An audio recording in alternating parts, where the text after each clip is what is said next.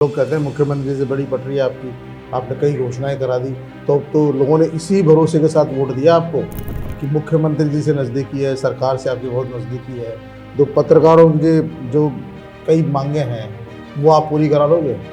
हमारा पहला एजेंडा यही रहेगा कि उनको आवास का सपना है जो लंबे वर्षों से पूरा नहीं हो पा रहा वो पूरा हो, और जो बाकी जो अदर इश्यूज हैं जैसे एकेडिशन में शिथिलता का मामला है, जो वीडियो जर्नलिस्ट और फोटो जर्नलिस्ट साथियों को समस्या आती है। देखिए बाहर से जो लोग आते हैं ना वो बड़ी उम्मीद से आते हैं कि सस्ते में हमें रूम मिल जाए, डॉर्मेट्री मिल जाए, अपने पास सब चीज़ तैयार है, तो आप थोड़ा फोकस उस पर भी करने का मूड है कुछ। अभी तो मैं पत्रकारिता कर रहा हूँ और पत्रकारिता ही मेरा धर्म है और मैं पत्रकार साथियों के लिए सेवा कर रहा हूँ। बाकी अगर मौका मिलेगा तो ज़रूर।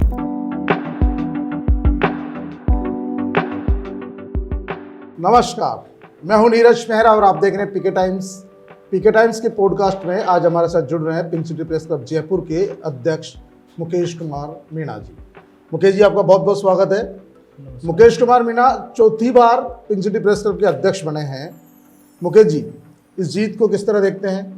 क्या लगता है इस बार जिस तरह से टफ फाइट थी उसके बीच बड़ा मामला इस बार कांटे का रहा? पिछली बार 222 और इस बार काफ़ी कम रहा मार्जिन। ये जो प्रेस क्लब का चुनाव हुआ, एक पत्रकार साथियों का चुनाव है, एक परिवार का चुनाव है, और जो जीत का जिस तरह से आंकड़ा का वो रहा, तो हर बार परिस्थितियाँ बदलती है। चुनाव बेहद रोचक रहा, लेकिन सभी साथियों को जिस दिन पहले दिन से ही हमें विश्वास था कि हम जीत दर्ज करेंगे। और जो हमारे चूँकि कुछ विजन था पिछली बार, तो कुछ काम हो गए थे, कुछ काम होने बाकी थे, तो उन विजन को लेकर हमने एक तैयारी के साथ में वहाँ पे रोड मैप के साथ उतरे और सभी साथियों ने विश्वास किया और विश्वास करके ये एक रिकॉर्ड जीत दर्ज कराई। तो मैं उन तमाम साथियों का हार्दिक अभिनंदन करता हूँ। क्या विजन था जो अब, क्योंकि आप अध्यक्ष बन चुके हैं तो अब आपकी चुनौती बड़ी है, उन वादों को पूरा करना जरूरी है जिन वादों को लेकर आप चुनाव मैदान में उतरे थे? क्या क्या आपने प्रॉमिस किया है और इस बार क्या क्या करने वाले हैं? देखिए, हमारा एक ही मकसद है और हमारा सीधा एजेंडा पूरा क्लियर है कि हम प्रेस क्लब और पत्रकार हित में हमें 24/7 काम करना है। इसके लिए जो प्रेस क्लब, एक एंड पे प्रेस क्लब है, दूसरी तरफ सरकार से संवाद करके काम करवानी है।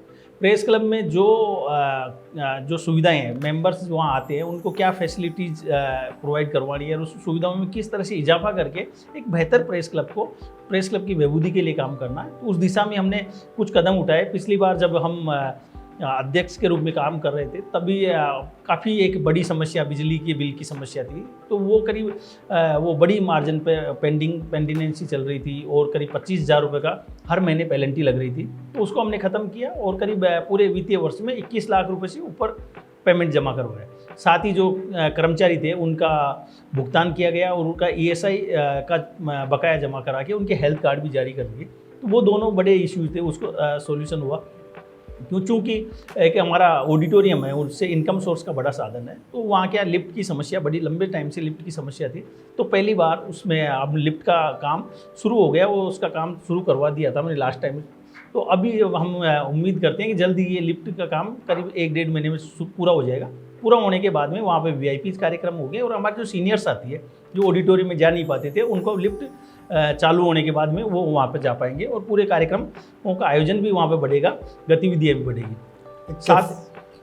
साथ ही हमारा मानना है कि जहाँ पर प्रेस क्लब में जो कैंटीन की सुविधा है उसमें इजाफा हो, वो उसको हमें पूरा बेहतरीन उसको फर्नीचर डेवलप करके एक बेहतरीन कैंटीन की फैसिलिटी करेंगे। कैफेटेरिया डेवलप करने का विचार है, पूरा मानस है कि जल्द ही हम हमारे मेंबर्स को एक कैफेटेरिया विकसित करके वहाँ पर सुविधाएं दें, ताकि वहाँ आने वाले हर मेंबर्स को ये लगे कि अगर कोई किसी साथी का, कोई बाहर से पत्रकार साथी भी आ रहा है तो कहे कि यार कहीं चलना, चाय पीना है, तो वो प्रेस क्लब फर्स्ट प्रायोरिटी पे रहे उसका। आर्थिक क्राइसिस में हमेशा प्रेस क्लब रहता है, क्योंकि देखो फीस भी बहुत कम है और क्राइसिस का मामला रहता है, क्योंकि देखिए कर्मचारियों की तनख्वाह देना, बिजली का बिल भुगतान करना और तमाम चीज़ों के लिए, क्योंकि आप मैनेज कर रहे हो पिछले 4 साल से और पिछली बार आपने बेहतरीन काम किया, इसलिए इस बार लोगों को भरोसा था कि जो कमान है मुकेश मीणा को सौंपी जाए।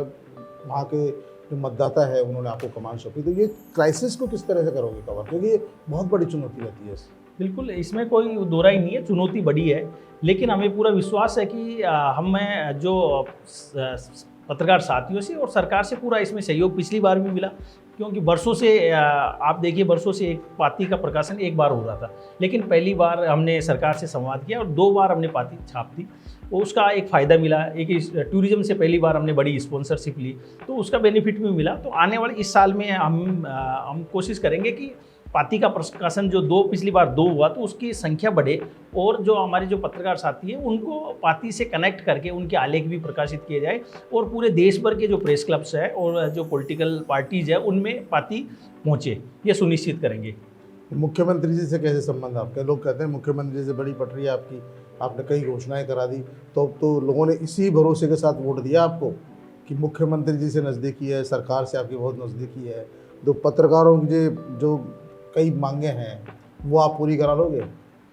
मुख्यमंत्री भजनलाल शर्मा जी वाकई में बड़े ही बेहद मिलनसार और संजीदा व्यक्तित्व के धनी हैं। तो मैं और उनका आभार व्यक्त करता हूं कि बजट में जिस तरह से उन्होंने इनिशिएट लेकर एक पत्रकारों के लिए हाउसिंग स्कीम की घोषणा की है जी। और उसके अलावा जो सीनियर पत्रकार साथी है उनके लिए 3000 पेंशन में बढ़ोतरी की है।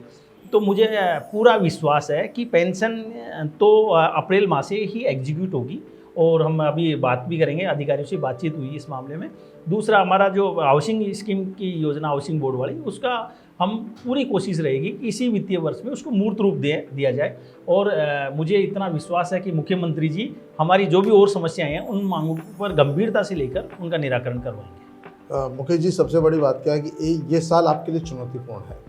मुख्यमंत्री जी का कार्यकाल अभी बाकी है और हाउसिंग योजना बड़े लंबे समय से लंबित है, और क्योंकि मैं भी पूर्व अध्यक्ष रहा हूँ, मैंने भी ये झेला है, तो हम चाहते हैं जिस तरह की आपकी नज़दीकी सीएम साहब से है और लगातार आपका संवाद भी जब चल रहा है, आपका यूडीएच मंत्री से भी लगातार संवाद है, दूसरे और मंत्रियों से भी लगातार संवाद, आपके संपर्क अच्छे हैं, तो इन संपर्कों का उपयोग लेते हुए आप इसी कार्यकाल में इस पर थोड़ा ध्यान दें।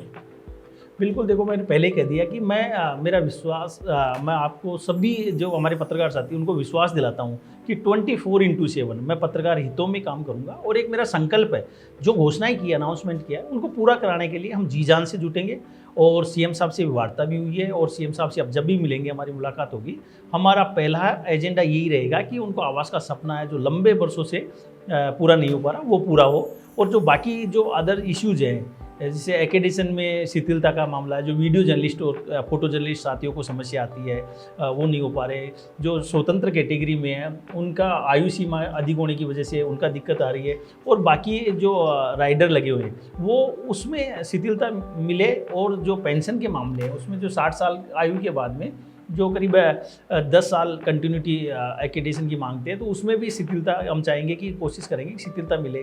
साथ में जो RJHS योजना है उसमें हमारी पूरी कोशिश रहेगी, पहली बार भाई सरकार उसमें जो OPD है ना उस सुविधा का लाभ मिले। मुकेश जी, वीडियो जर्नलिस्ट और फोटो जर्नलिस्ट की एक बड़ी मांग रहती है कि उनको कमेटियों में शामिल नहीं किया जाता, तो मैं चाहूँगा कि आप सरकार से भी निवेदन करें और आप जो अपने प्रेस क्लब में जो कमेटियाँ बनती है उनमें भी इस बार वीडियो जर्नलिस्ट और फोटो जर्नलिस्ट को उचित स्थान दें, ताकि वो उनको ऐसा नहीं लगे कि हमको अलग समझा जाता है या अलग समझा जाता है। तो कोशिश करना, हो सकता है हमसे कहीं भूल हो गई हो तो आप उसको सुधार कर लो। बिल्कुल, आप इस बात पे विश्वास, मैं आपको विश्वास दिलाता हूँ कि जो वीडियो जर्नलिस्ट और फोटो जर्नलिस्ट साथियों का मेरे प्रति बड़ा स्नेह रहा है, और मैं आपके माध्यम से मैं आश्वस्त करता हूँ कि उन्हें उनका पूरा प्रतिनिधित्व का ध्यान रखा जाएगा। सरकार से भी हम मांग करेंगे। साथ में जो प्रेस क्लब की बात आती है, तो हम जो हमारी जो डिजिटल लाइब्रेरी है उसके लिए अभी हमने 6-7 कंप्यूटर लगवा दिए, और बाकी जो फैसिलिटी है वहाँ के चेयर्स और उसको रिनोवेट करा के एक हाईटेक लाइब्रेरी डेवलप करके